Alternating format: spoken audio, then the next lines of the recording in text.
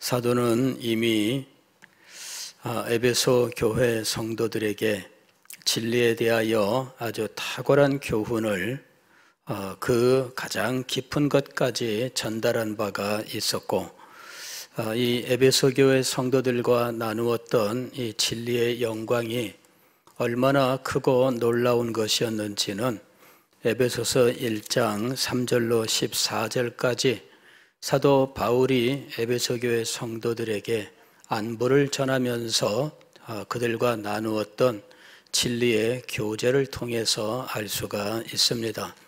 그러나 사도는 그 에베소 교회 성도들이 현재 이룬 그 탁월한 진리에도 불구하고 그는 더 높고 더 넓고 더 영광스러운 것들을 위하여 에베소 교회 성도들을 위해 기도할 때마다 잊지 않고 항상 기도했습니다. 그가 그렇게 기도했었던 것은 무엇이었는가? 그것이 세 가지였는데, 첫째는 하나님이 그들을 부르신 소망이 무엇인지, 부르심의 소망에 대한 지식을 위하여 기도했습니다. 이때 부르심의 소망이란 부르심의 목적이지요. 그리고 하나님의 목적이 우리에게는 소망이 되는 것입니다. 하나님에게는 목적이고 우리에게는 소망이 되어 하나님의 목적을 우리는 간절히 소망하는 것입니다. 두 번째로는 기업의 영광의 풍성함이라고 하는 것이었습니다. 하나님의 목적은 무엇일까? 우리의 구원이 하나님의 목적의 최종 목적지가 아닙니다. 하나님의 목적지는 기업이라고 하는 것입니다. 이때 이 기업은 하나님의 나라입니다.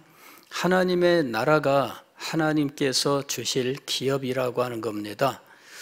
이것은 하나님께서 우리에게 나라를 다스리는 통치자가 되게 하셔서 나라를 그의 상속으로 받게 하신다 하는 것입니다. 나라를 받게 하는 놀라운 일이 하나님께서 우리에게 주시는 이 구원의 목적지였던 겁니다. 자, 그런데 그 나라가 얼마나 크고 얼마나 놀라운지 모르겠습니다. 그래서 기업의 영광의 풍성함이라고 이야기한 겁니다. 한 나라가 지금 우리 지상에는 작은 나라는 아주 자그마한 나라도 있기는 합니다. 그러나 그런 나라 왕도 사실 보면은 엄청나지요. 왕이라고 하면은 그 땅 내에서는 왕권이 얼마나 대단한지 몰라요. 그렇지만 그 나라가 크면 클수록 얼마나 놀라운지, 그래서 기업의 영광의 풍성함이라고 이야기한 겁니다. 하나님께서 주실 하나님의 나라의 영광, 그리고 그 나라의 부강함, 그 나라의 부와 능력, 이런 것들은 지상에 있는 나라들과는 비교할 수 없습니다. 그래서 우리는 그 기업의 영광의 풍성함을 아는 지식을 가져라 하는 것이었죠. 그것을 위해서 기도했던 것입니다. 세 번째로 사도가 기도한 것은 19절인데, 여기서는 능력에 대한 지식입니다. 능력에 대한 지식. 그 능력은 하나님의 능력이지요. 하나님의 능력이라고 하는 것은 하나님께서 가지신 힘, 그것을 의미하는 것입니다. 하나님의 능력이라고 하는 것은 하나님의 존재와 동일한 것입니다. 하나님이 얼마나 크고 놀라우신지 그분이 가지고 있는 능력은 하나님의 영광과 동일한 것인 겁니다. 하나님의 영광에 대하여 우리는 몇 가지 인간의 말로 표현합니다. 하나님은 그 존재와 지혜와 권능과 거룩하심과 또 그의 선하심과 인자하심과 공의와 자비가 무한하고 불변하십니다. 이렇게 이제 우리가 보통은 고백을 합니다. 그런데 그렇게 따로따로 하나하나 이야기한들 하나님의 영광에 대하여 다 말할 수 있는가? 그렇지 않죠. 예, 하나님의 영광의 어떤 부분들만을 이야기할 수 있을 뿐입니다. 그러나 그 어떤 부분들이라도 한번 생각해 보면 하나님의 능력, 하나님의 권능이 얼마나 대단한지를 알 수 있습니다. 가령 여러분, 한 나라의 왕의 권세, 능력을 알기 위해서는 왕이 할 수 있는 일들을 따져보면 알게 되는 거죠. 예, 한 나라의 대통령이 얼마나 힘이 있는지 그 능력을 알기 위해서는 법이 보장하고 있는 대통령의 이 업무, 또 그것을 지원하는 각종 일들, 이런 것들을 보면은 대통령이 얼마나 대단한지를 알게 되는 것처럼 하나님에 대하여도 그분에 대하여 여러 가지 면들을 생각하면 하나님의 능력 모든 것을 우리가 아는 것은 아니지만 그러나 그것이 얼마나 크고 놀라운지에 대해서는 충분히 알 수 있다 하는 겁니다. 하나님의 존재에 대해서 한번 생각을 해보세요.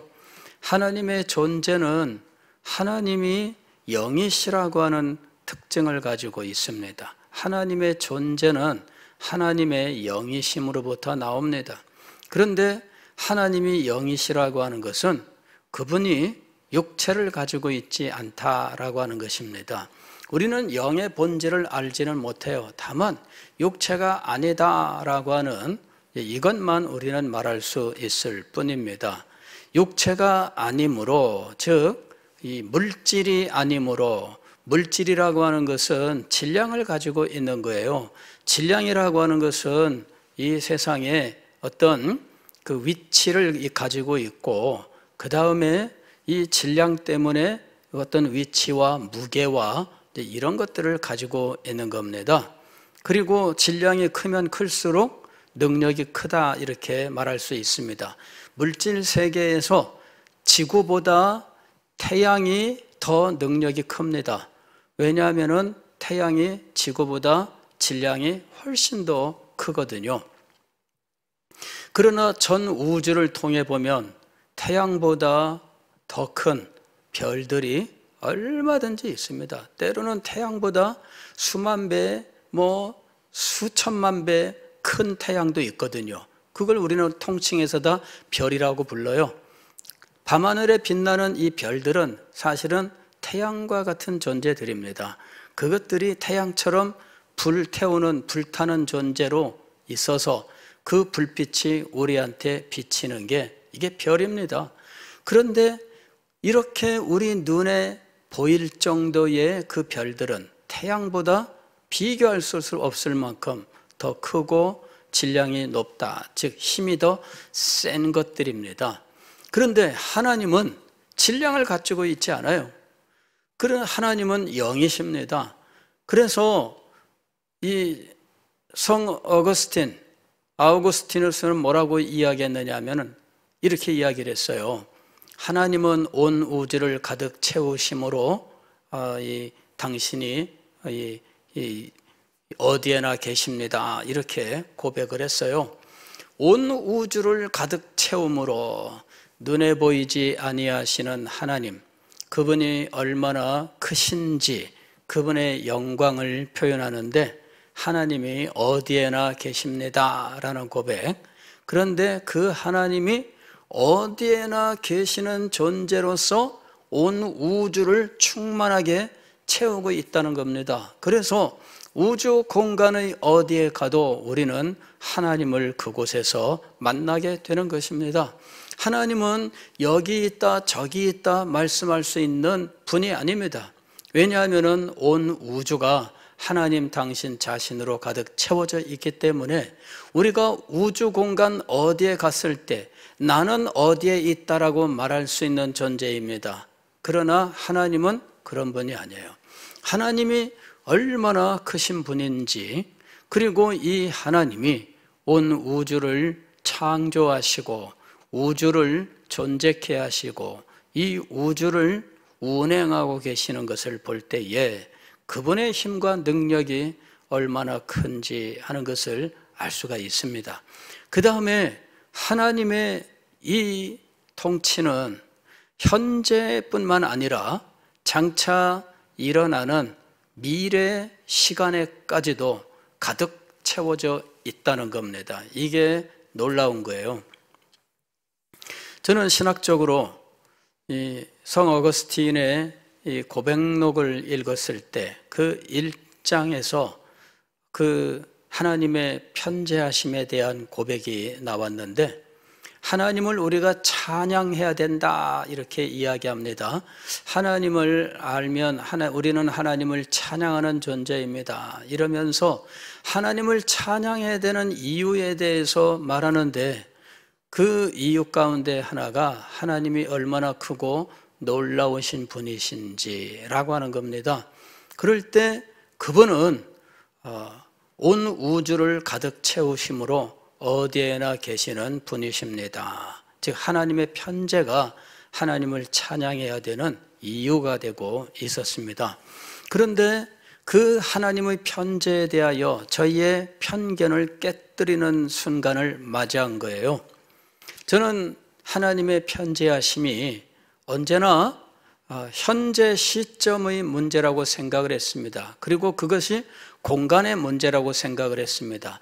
여기에도 계시고 저기에도 계시고 천국에도 계시고 지옥에도 계시는, 그래서 어디에나 계시는 하나님 이렇게 생각을 했습니다.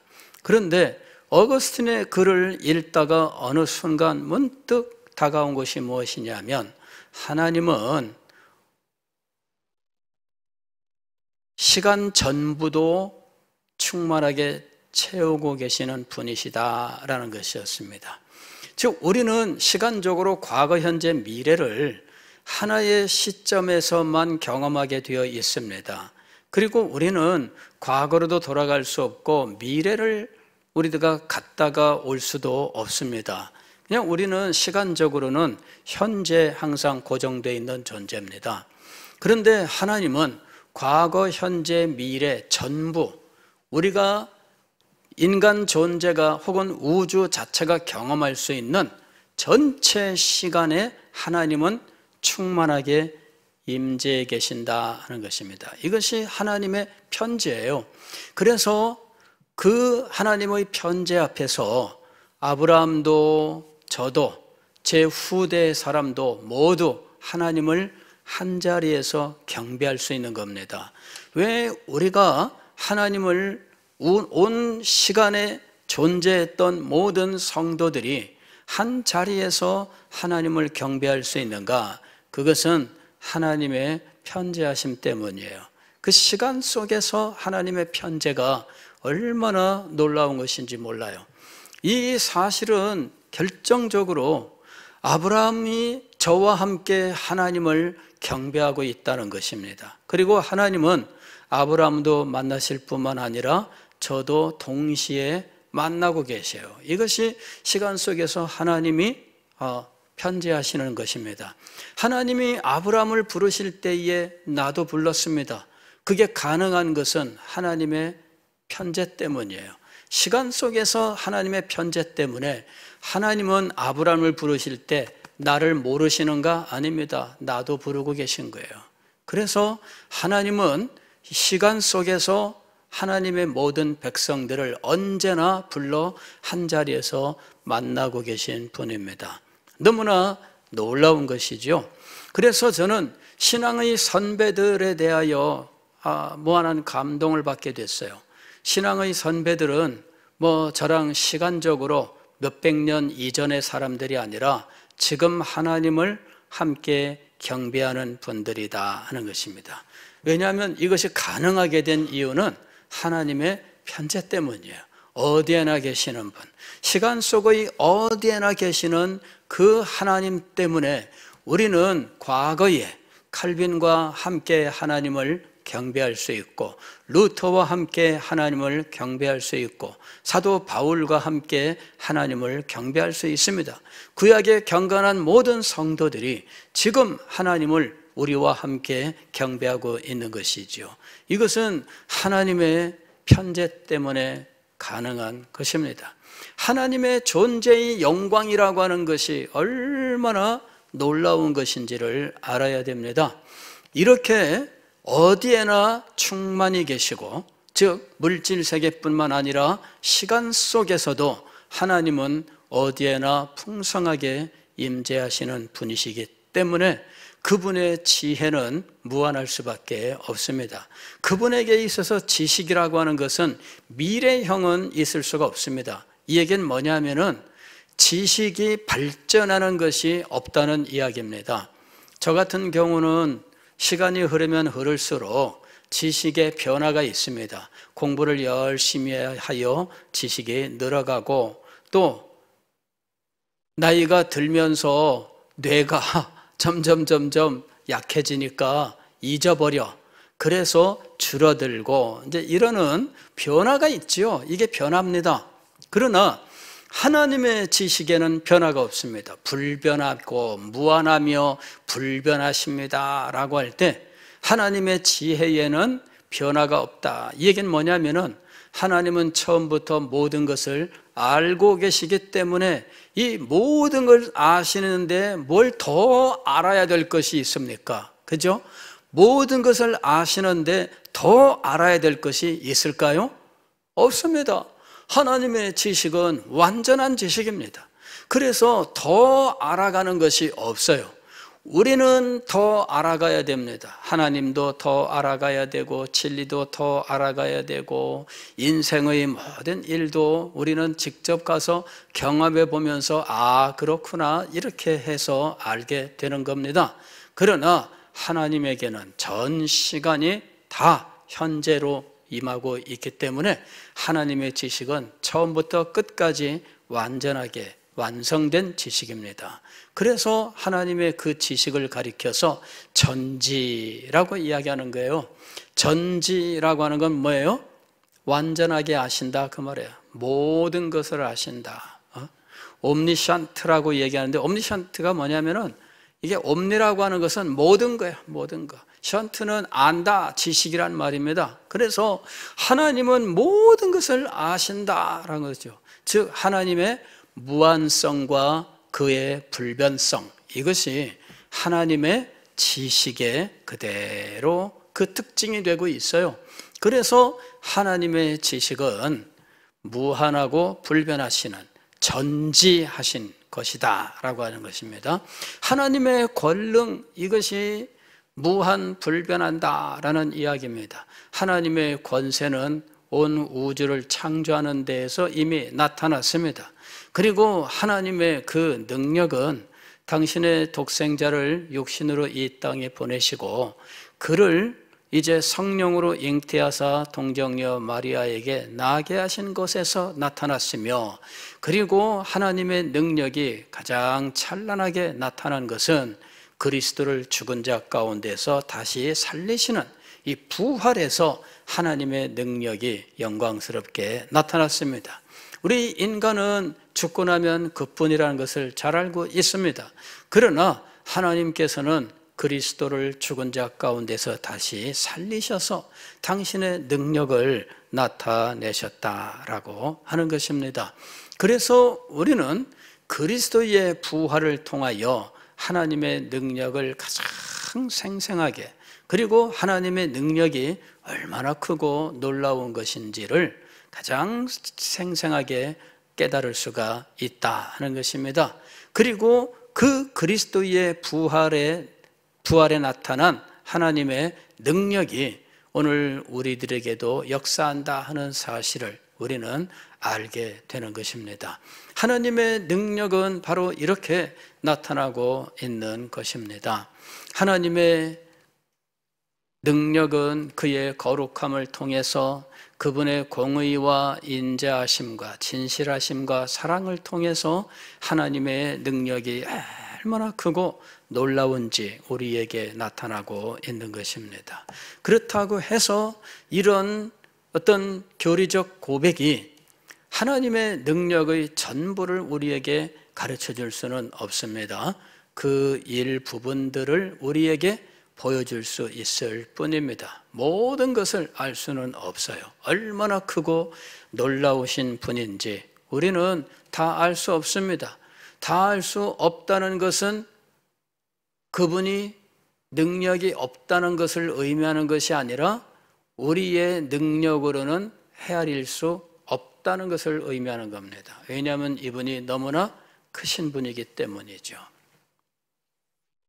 자, 그런데 성경은 무엇이라고 말씀하느냐 하면 이 하나님의 능력이 오늘 우리에게 역사했다, 이렇게 이야기하고 있는 겁니다. 19절 말씀 보면 그의 힘의 위력으로 역사하심을 따라 믿는 우리에게, 믿음이 어디에서 일어난 거예요? 하나님의 능력이 역사하심으로 우리에게 믿음이 생겼다고 말씀하는 겁니다. 그의 힘의 위력으로 역사하심을 따라 믿는, 이랬습니다. 그러니까 우리가 믿음을 가지게 된 것은 하나님이 능력으로 행하신 거예요. 사람들의 생각이 바뀐다는 거, 이거 여러분 얼마나 힘든지. 우리는 이 정치 세계를 보면은 참 그걸 알 수 있어요. 정치 세계에서 얼마나 사람들이 다른 생각을 가지고 뭐 안 바뀌죠.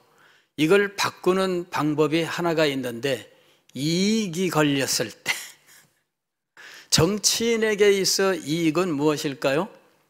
총선에서 국회의원에 당선될 수 있는가, 아니 출마를 보장해 주는가, 이것이 정치인이 따지는 이익입니다.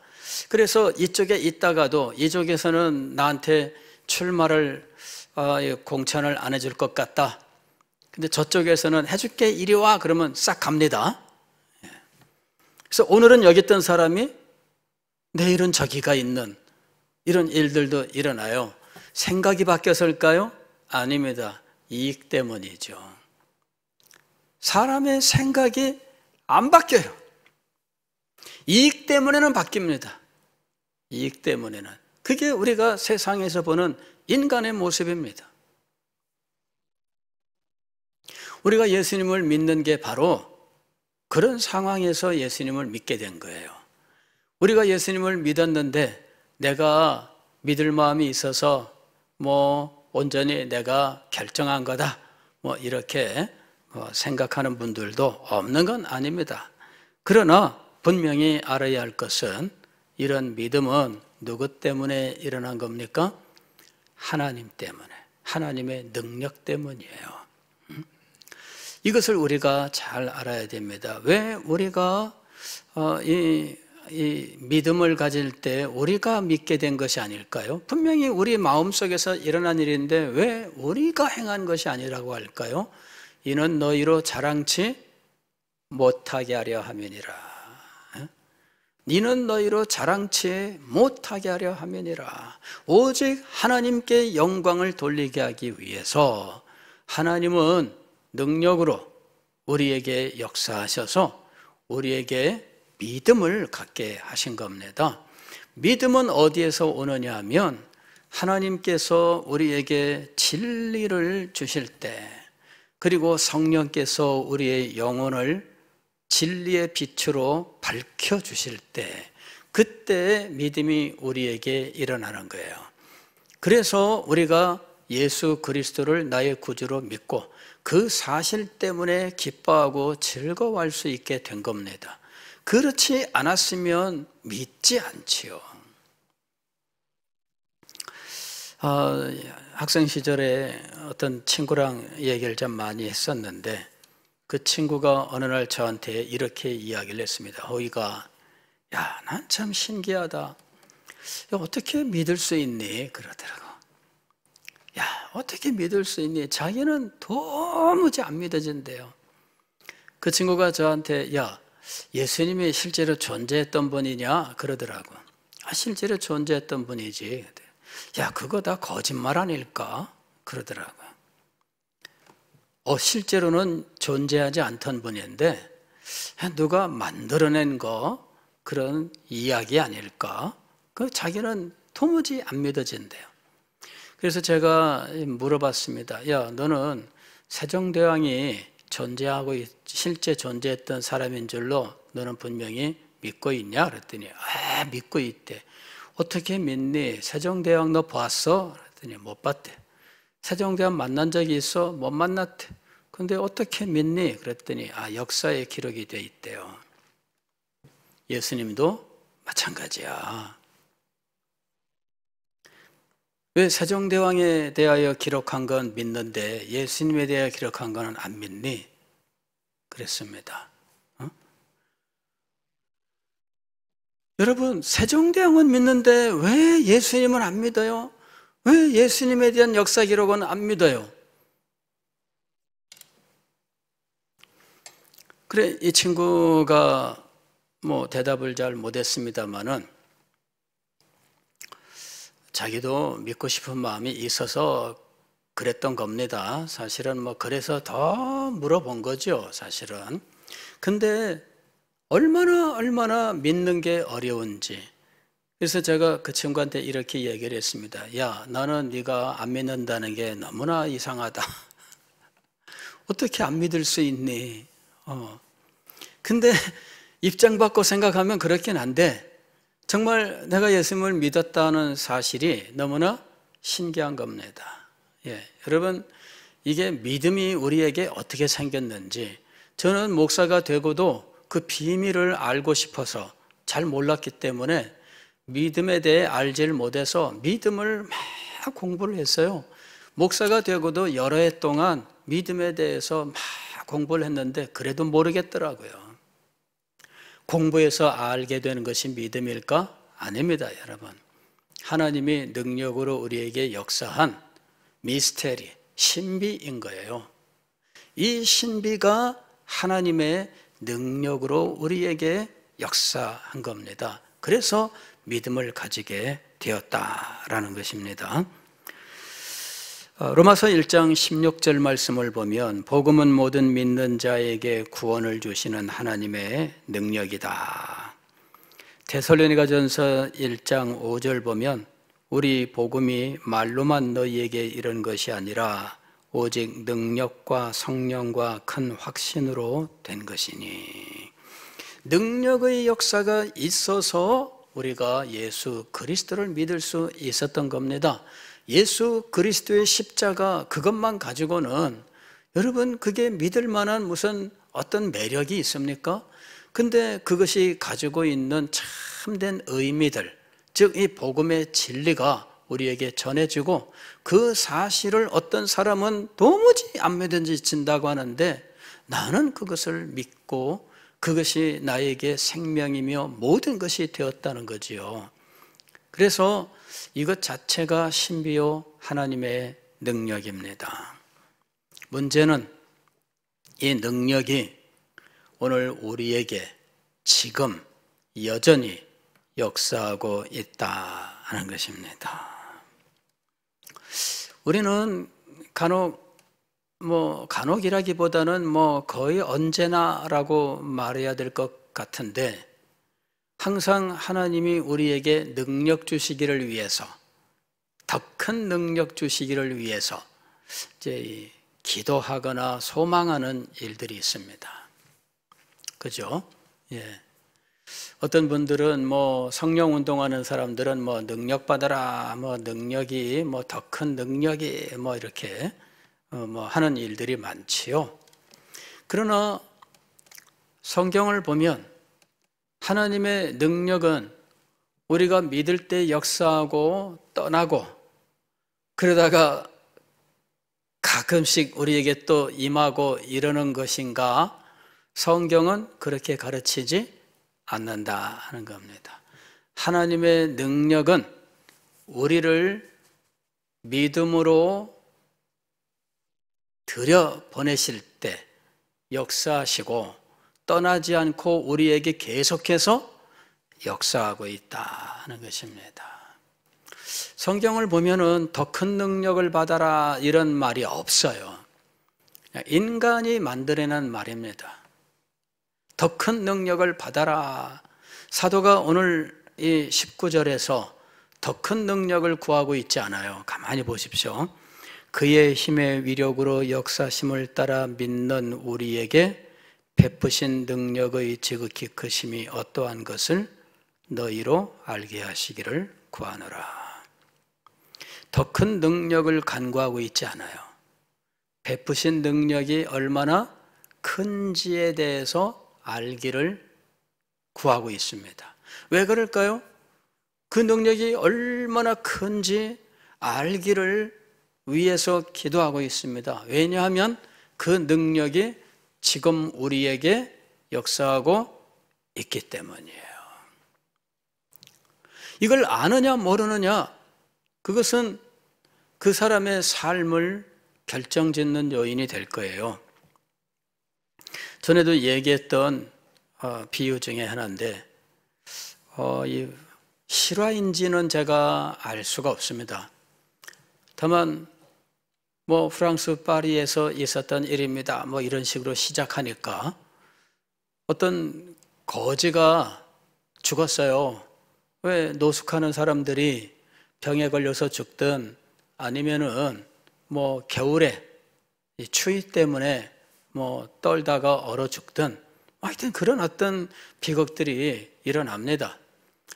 근데 이제 그렇게 되면 경찰이 출동을 하고 어쨌든 시신과 유품들을 이제 경찰이 수거를 하게 될 터인데, 경찰이 마침 이 죽은 이 사람 옆에서 이 바이올린 하나를 발견을 한 거예요. 굉장히 오래되고 낡은 바이올린이었습니다. 그래 경찰은 어쨌든 이게 이제 유품이니까 거지가 가지고 있던 거잖아요. 쉽게 말하면. 그래 이것을 그래도 형식상 한번 그냥 버려도 되는 건지 한번 확인을 한 거예요. 근데 그것을 받아든 전문가가 깜짝 놀란 거죠. 이거는 하고서는 난리가 난 거예요. 알고 봤더니 그 바이올린이 이게 스트라디바리우스였다는 겁니다. 스트라디바리우스는 몇백 년 전에 18세기에 만들어진 이 바이올린으로서 그 당대에 만들어진 바이올린은 지금 엄청납니다. 그 보존 상태의 소리에 따라서는 수십억씩 가는 이런 바이올린이에요. 그래서 연주자들도 자기 돈으로는 못 사요. 그것을 소유하는 큰 부자나 아니면 재벌들이 그냥 무상 임대를 해주는 거예요. 정말 세계적인 연주자한테 무상 임대를 해주고 소유권은 그 큰 부자 혹은 재벌 기업이 소유권을 가져요. 그렇게 해서 사용을 하는 겁니다. 그게 스트라디바리우스였어요. 자, 이게 난 그 이야기 실화인지는 모릅니다만은, 그러나 이게 사람이 꾸민 이야기라 해도 참 얼마나 극적인지, 그런 엄청난 바이올린을 가지고 이 사람은 날마다 이 길거리에서 하루 그저 한 끼 빵을 사 먹을 수 있는 동전을 구걸하는데 사용한 거죠. 그죠? 예. 외국 가보면은 길거리에서 연주하는 사람들이 많아요. 예. 그러면 지나가다가 연주 듣고 이렇게 동전을 던져주고 이렇게 하는데, 이 여행객들이 그걸 많이 합니다. 왜냐하면 여행객들은 추억과 경험을 위해서 왔기 때문에 그런 것들도 굉장히 귀한 추억이 돼요. 그래서 여행객들이 주로 돈을 많이 던지는데, 다녀보면 여행객들은 마음이 열려 있어요. 이 사람들이 던져주는 동전을 가지고 그리고는 빵 사 먹고 하루하루를 살아갔던 거예요. 그러다가 죽은 거죠. 이 바이올린이 자기가 가령 10억에 팔 수 있는 것이었다. 그래, 이걸 그렇게 팔았더라면 이걸 가지고 맨날 그 몇천 원 그 구걸하느라고 사용하지 않고 살았을 거예요. 그리고 이것이 정말 위대한 연주자 손에 들어갔다면 엄청난 용도로 사용이 되었을 거다 하는 거죠. 그것을 갈라놓는 결정적인 일이 무엇이었느냐면 지식이었어요. 아느냐 모르느냐의 문제였습니다. 이 바이올린이 스트라디바리우스인지를 알았느냐 몰랐느냐의 문제예요. 그것을 몰랐으니까 이 사람은 맨날 이걸 가지고 깽깽깽깽, 이게 깽깽이밖에 안 되네. 바이올린 옛날에 깽깽이라고 그랬잖아요. 왜냐하면 애들 처음 배울 때 깽깽깽깽깽깽깽 그밖에 못 하거든요. 그러나 세계적인 연주자가 이것을 잘 관리해서 연주에 사용하면 사람들이 감동받는 엄청난 일이 일어나는 겁니다. 아느냐 모르느냐 이거예요. 하나님의 능력이 우리가 예수님을 믿을 때 역사하고 떠났을까요? 그래서 우리는 하나님의 능력이 없는 가운데에서 비참하게 살고 있는 것일까요? 정말 그리스도인의 삶은 무엇일까요? 하나님은 왜 능력으로 우리를 그리스도인이 되게 하시고 우리를 떠나가셔서 우리는 내내 그 바이올린 가지고 깽깽깽깽 하면서 날마다 구걸하며 살게 하셨는지, 정말 하나님이 우리에게 그런 삶을 주셨을까요? 하나님의 능력은 믿게 하고 우리를 떠나서 우리는 하나님의 능력이 없는 가운데 맨날 하나님 능력으로 우리가 하나님의 능력이 없어서 이렇습니다. 그리스도인의 참된 삶의 모습은 무엇일까요? 우리가 알아야 하는 것은 우리가 믿음을 가질 때 하나님의 능력으로 역사하셨을 뿐만 아니라 우리 속에서, 우리 삶 가운데에서 여전히 하나님의 능력이 역사하고 있다 하는 것입니다. 빌립보서 1장 6절 말씀 보면 너희 속에 착한 일을 시작하신 이가 그리스도 예수의 날까지 이루실 줄 확신함이라. 빌립보서 2장 13절 말씀 보면 너희 안에서 행하시는 이는 하나님이시니, 너희 안에서 행하시는 이는 하나님이시니. 골로새서 1장 29절 말씀 보면 나도 내 속에서 능력으로 역사하시는 이의 역사를 따라 힘을 다하여 수고하노라. 성경은 하나님이 우리가 예수님을 믿고 나면 떠나시고 더 이상 능력으로 역사하지 않고 우리는 지질이 궁상 가운데 살면서 하나님 질질 울고 그래야 겨우 조금 역사하시는 그런 분이신가? 성경은 그렇게 가르치고 있지 않다는 거예요. 문제는 무엇이냐면은 우리예요. 우리는 마치 바이올린, 스트라디바리우스 바이올린을 가지고 날마다 돈 10,000원을 벌기 위하여 맨날 깽깽깽깽 하고 살았던 그런 사람과 같은, 정말 자기가 가지고 있는 것이 무엇인지를 알지 못해서 그런 비참한 가운데 살았던 사람처럼 살고 있지 않느냐 하는 것입니다. 하나님이 떠난 적이 없습니다. 하나님의 능력이 거두어진 적이 없습니다. 임하신 하나님의 능력, 역사했던 하나님의 그 권세는 우리를 여전히 살피고 우리 가운데 여전히 역사하고 있는 것이지요. 문제는 우리가 이것을 아느냐 하는 것입니다. 사도가 그래서 이것을 알기를 위해서 기도한 거예요.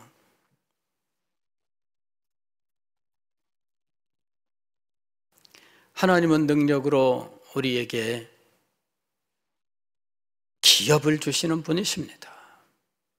우리가 그 기업을 상속받는 그 자리에 이를 때까지 하나님은 능력으로 우리에게 역사하시는 분이에요. 여러분, 이것이 성도의 견인입니다. 성도의 견인은 무엇이냐면은 이는 성령의 역사인데 우리 속에서 은혜가 계속되게 하시는 거예요. 우리 속에서 은혜가 계속되게 하시는 것이 성령의 역사이며 우리는 그것을 가리켜서 성도의 견인이라고 이야기합니다. 하나님께서 능력으로 역사하시는 거죠. 그래서 우리는 바로 이 하나님의 능력이 역사하고 있다는 사실을 알고 그 능력을 믿고 의지하여 나아가야 돼요. 우리는 하나님이 기업을 우리에게 최종적으로 주실 때까지, 우리에게 하나님의 나라의 통치의 영광을 허락하실 때까지 능력으로 우리에게 역사하신다라고 하는 이 사실을 분명히 알아야 합니다. 알지 못해서 우리는 그저 한 끼 식사를 위하여 스트라디바리우스라고 하는 그 수십억에 이를 수 있는 그 바이올린을 켜고 다니는 그걸 가지고 그래 10,000원 벌려고 그걸 켜고 다녔다 생각해 보세요. 이건 말이 안 되는 거잖아요.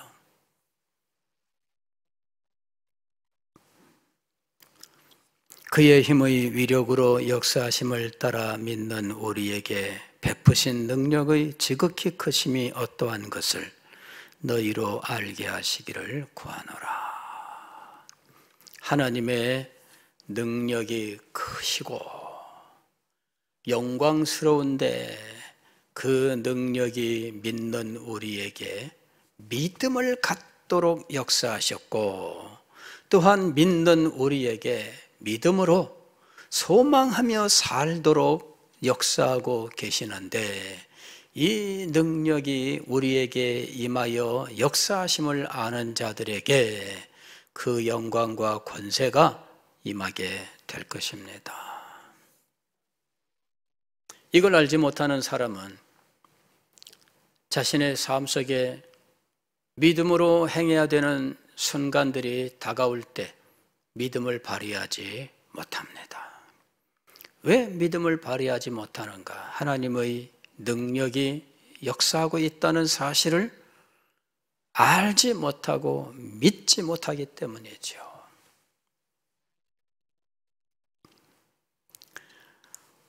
우리는 진리를 배우고 진리 안에서 은혜 가운데 살기를 원하지만 이미 우리가 얻은 것들, 그것에 만족하여 그것조차도 지키지 못하는 사람들이 되어서는 안 됩니다. 사도는 이미 진리 지식이 탁월한 위치에 있었던 에베소 교회 성도들을 위하여 더 높고 더 크고 더 영광스러운 지식을 위하여 기도했습니다. 부르심의 소망과 기업의 영광의 풍성함과 여전히 우리 가운데 역사하시는 하나님의 능력을 아는 지식을 구했습니다. 오늘 우리들도 이 사도의 기도처럼 이 영광스러운 진리 지식 가운데 그 진리를 붙들고 살아갈 수 있기를 주의 이름으로 축원합니다. 기도하겠습니다.